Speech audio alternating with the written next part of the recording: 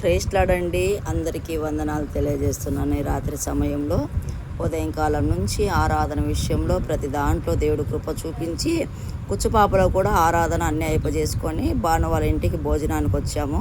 భోజనానికి వస్తే ఈరోజు మాకు చపాతి, మునగాకు ఫ్రై, అలాగే చింతపండు పచ్చడి, అంటే పచ్చిమిరపకాయ, ఎర్రగడ్డ అన్నీ పచ్చికే, టమోటా, చింతపండు, కొబ్బరి అన్నీ వేసి దంచేసింది.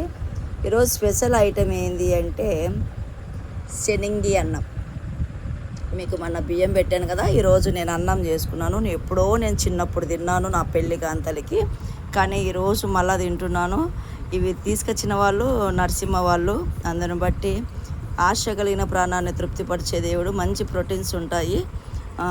బైబిల్లో ఒక మాట చెప్తుంది, ప్రేమ గల చోట ఆకుకూరల భోజనం తినట ఎంతో మేలంట. క్రొవ్విన ఎద్దు మాంసం తినేదానికంటే ప్రేమ గల చోట ఏం తినేదానికి? ఆకుకూర భోజనం. ఈరోజు ఈ కుటుంబాన్ని దేవుడు దీవించునుగాక.